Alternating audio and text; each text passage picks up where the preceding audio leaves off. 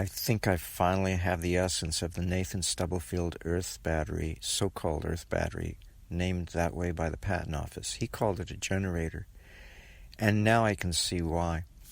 Imagine, if you will, what if you could take the back EMF of a coil and cause enough hysteresis on the back EMF to cause it to be so retarded that it becomes an assistance to the forward EMF of the coil.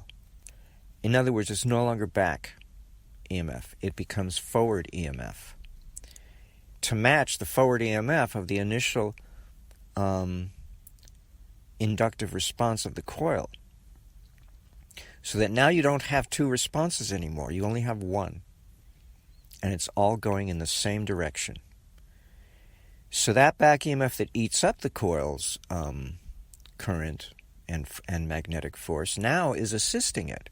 I remember there was a guy on YouTube who claimed he had figured out how to take back EMF and use it to assist the forward EMF that caused it to come into being, so that there wasn't any resistance anymore. There was assistance rather than resistance. In other words, the two EMFs added up rather than subtracting from each other. And so the net result is you had over unity, not a humongous factor, but enough to be over unity. And simply because of what you did, utilizing hysteresis to delay back EMF so that it becomes an assistance to the forward EMF of the following cycle. Well, at least the following cycle. I mean, it could be any subsequent cycle, but considering that it's probably not that easy to do this, it probably just merely the subsequent cycle. Okay, so if you've got now if you apply, okay, so Nathan Stubblefield planted this was not in the patent, but this was just stories. What's missing from the patent are several things, one of which is that he planted his earth battery, so-called earth battery, underneath the roots of an old oak tree and waited a year. Why? I guess because the oak tree had to make adjustments to integrate itself into the dynamics of what the earth battery was affording it. And that is, I'm assuming, we know from General George Squier that he had several patents in which he turned trees into aerials for field radio operators of the Army, the U.S. Army. And he found out how to use them. And I tried using it to see what impact it would have on the signal coming into an AM radio. And it actually did two things. It reduced the static interference, and it increased the signal strength coming from the radio station that you're trying to tune into. And all I had to do was connect an iron wire. Was it iron or copper? I can't remember. I think it was iron. From the ferrite, from the connection that normally goes to the ferrite antenna inside the AM radio, to an bare iron nail that I hammered into a tree sufficiently deep enough to reach the sap of the tree. And General George Squier said it doesn't have to be a tree with leaves on it. It can be a tree devoid of leaves in the middle of winter, but it does have to be a living tree because you need the sap. And the sap is the correct shape of an aerial anyway. Before the days of digital communication, when we had strictly analog, aerials looked like trees, basically, or the roots of a tree turned upside down. Anyway, so let's see, where was I? So he planted it. So the tree acted as a signal receiver and transmitter. It acted as an aerial.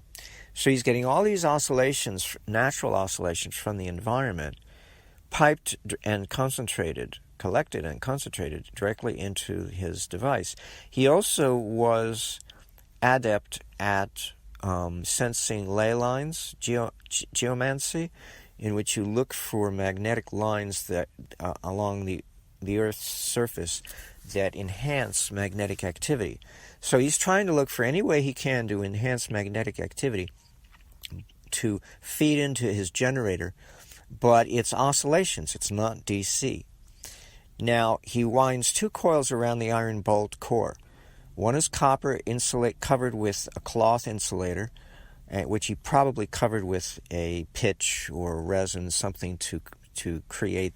The fabric was just there to hold, to retain the insulator that he applied to the copper wire. The other wire he wound with the copper wire, it was a bifilar winding, was an bare iron wire. Now, the connection, and then he had a copper load coil on top of this thing. Sorry for the dog. He's a little distracting. They're busy barking at each other, having an argument.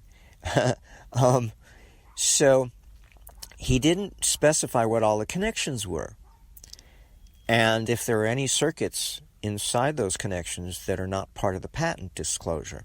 So I'm guessing they were diodes. No, excuse me. Diodes. That's right. Similar to the aluminum. See, instead of the aluminum diode, the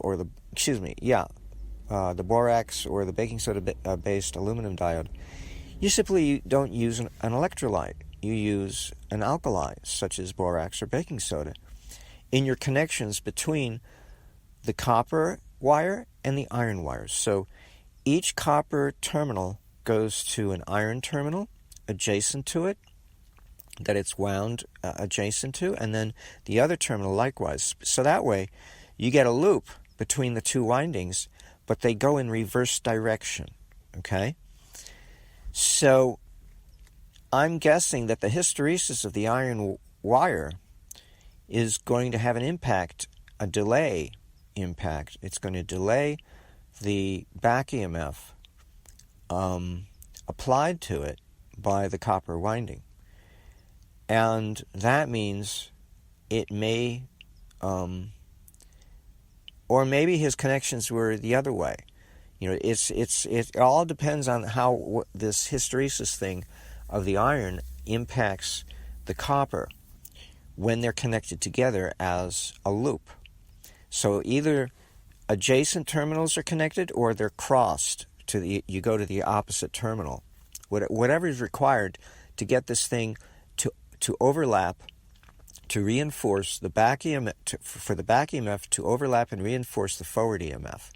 In other words, the effect, the effectual EMF to assist rather than resist the causal EMF, to get the 2 halves of a cycle to superimpose on top of each other so that you don't have them fighting.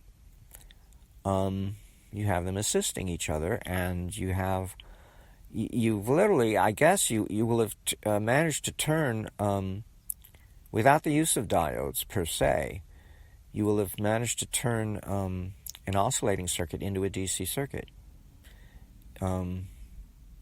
using a very strange, a very unique way to rectify an oscillating circuit, to fully rectify it, and get a slight over unity gain at the same time.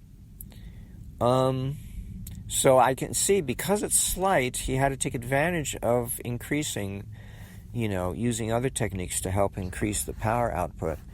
So the magic is not all inside the generator. It also matters where you put it, and how it interacts with its environment as a consequence of where do you put it, or as a deciding factor of deciding where to put it. Okay, so that's my little hunch this morning, and I thought I'd share it with you. My little aha moment, because it's quite an intriguing mystery. What's the operational logistics of a Nathan Stubblefield patented so-called Earth battery?